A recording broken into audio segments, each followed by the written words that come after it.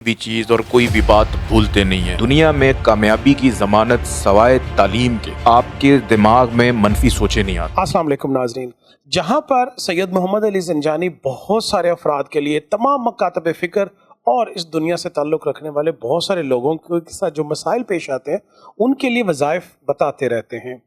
कुछ दिन पहले हमें एक मैसेज मौसूल हुआ जिसमें एक स्टूडेंट ने ये कहा कि आप स्टूडेंट्स के मसाइल के ऊपर बिल्कुल वजीफ़ा नहीं बताते। तो इसमें कोई शक नहीं है कि सैयद मोहम्मद अली ज़ंजानी साहब के चाहने वालों में बहुत बड़ी तादाद नौजवानों की है, स्टूडेंट्स की है। तो ज़ंजानी साहब, स्टूडेंट्स के लिए कोई ऐसा वजीफ़ा बताएं जो उनकी स्टडी के लिए फ़ायदेमंद हो। बहुत शुक्रिया बुखारी साहब आपका। स्टूडेंट्स के लिए वजीफ़ा भी है और एक हिदायत भी है।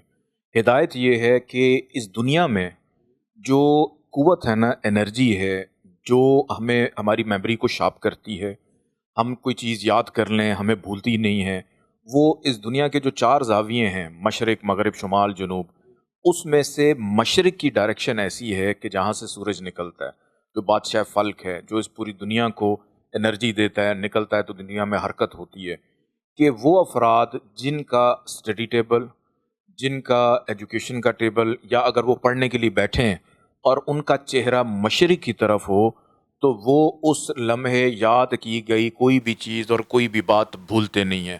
अगर भूल जाएं तो वो उनके हाफ़ज़े में इस तरह से नक्श हो जाता है कि उसको वो अपने अल्फाज में मुरतब देकर उसकी तशरीह कर लेते हैं। कि सबसे पहले तो स्टूडेंट्स ये काम करें कि जब भी पढ़ाई करें तो अपना फेस जो है ईस्ट की तरफ रखें, मशरिक़ की तरफ, चीज़ें उनको याद रहेंगी। और हर पढ़ाई को शुरू करने से पहले आप अगर सिर्फ़ और सिर्फ 9 दफ़ा अल्लाह ताला का नाम है या अव्वलो और दूसरा नाम है या हाफिज़ो, या अव्वलो या हाफिज़ो, इसको 9 दफ़ा पढ़ लें, अव्वल आखिर 14 दफ़ा दुरूद पाक के साथ, तो आपकी मेमोरी मज़ीद शार्प रहेगी।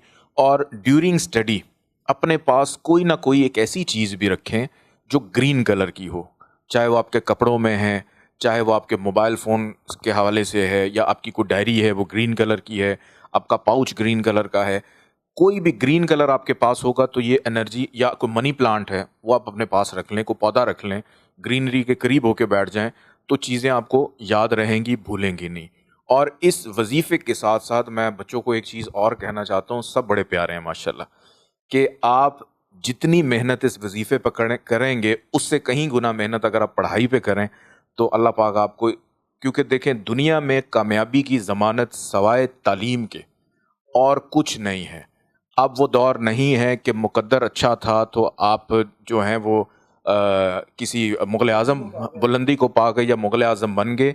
अब बहुत सारी फील्ड्स आ गई हैं, तो जहाँ पे आप वज़ाइफ़ करते हैं, जब आपकी एज आएगी, जब आपकी उम्र आएगी, आप अपनी नमाज बाकायदगी से करें।